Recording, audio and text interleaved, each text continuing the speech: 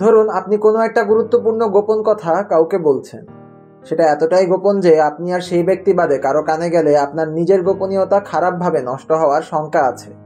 কিন্তু দিন শেষে দেখা গেল সেই খবর বাইরে এসে শুরু হয়ে গেছে চায়ের কাপে ঝড়। কেমন লাগবে আপনার?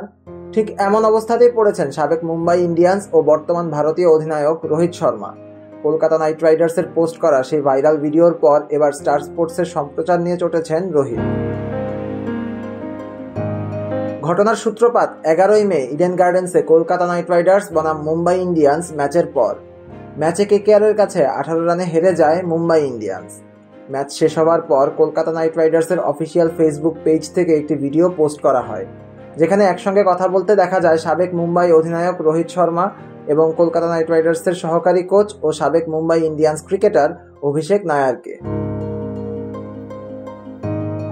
ভাইরাল সেই ভিডিওতে রোহিতকে যা বলতে শোনা যায় তা এরকম যে মুম্বাই ইন্ডিয়ান্সকে তিনি তার ঘর ও মন্দির সমতুল্য মনে করেন, যার এক একটা জিনিস বর্তমানে পরিবর্তন হয়ে যাচ্ছে। কথাবার্তার শেষ পর্যায়ে রোহিত বলেন, আমার তো এই বছরই শেষ। ভিডিও পোস্টের পর ক্রিকেট মহলে শুরু হয়ে যায় আলোচনা ও জল্পনা কল্পনা। মুম্বাই ইন্ডিয়ান্সের সবচেয়ে বড় তারকা এই দল ছেড়ে পরবর্তীতে কোথায় যাবেন তা নিয়েও কথা বলতে শুরু করেন অনেকে। তবে কিছুক্ষণ পর সেই ভিডিও মুছে দেওয়া হয় কেকেআরের পেজ থেকে। তবে এবারে নিজেকে আর আটকাতে পারলেন না ভারতীয় অধিনায়ক।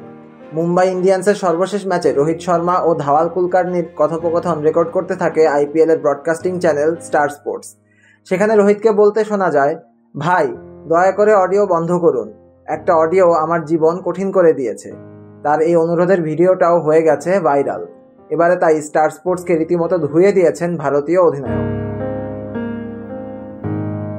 সামাজিক যোগাযোগ মাধ্যম এক্সে নিজের ভেরিফাইড অ্যাকাউন্টে রোহিত লেখেন, ক্রিকেটারদের জীবনটা এখন অনধিকার প্রবেশের জায়গা হয়ে গেছে।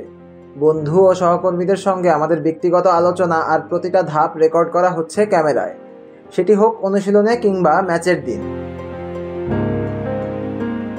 তিনি আরও বলেন, স্টার স্পোর্টসকে আমার কথা রেকর্ড না করতে বলা হলেও সেটি করা হয়েছে, এরপর সম্প্রচারও করা হয়েছে। এটি গোপনীয়তার লঙ্ঘন। এভাবে চলতে থাকলে ভবিষ্যতে সকলের আস্থার জায়গাটা নষ্ট হবে বলে মনে করেন রোহিত। তিনি বলেন, এক্সক্লুসিভ কন্টেন্টের চাহিদা আর শুধু ভিউ ও এঙ্গেজমেন্টের দিকে নজর থাকলে একদিন এটি সমর্থক, ক্রিকেটার ও ক্রিকেটের মধ্যে আস্থার জায়গাটি নষ্ট করে দেবে। পোস্টের শেষে তিনি বলেছেন, সবার বোধোদয় হোক। এবারের আইপিএল আসর মুম্বাই ইন্ডিয়ান্স ভুলে যেতে চাইবে যে কোনো মূল্যে। শুরুতে অধিনায়কত্ব নিয়ে সমালোচনা, এরপর মাঠের পারফরমেন্সও ছিল যাচ্ছে তাই। 10 দলের টুর্নামেন্টে পয়েন্ট টেবিলের সবার শেষে থেকে এবার বিদায় নিয়েছিল 5 বারের champion Mumbai Indians. Siam Talukdar, on field.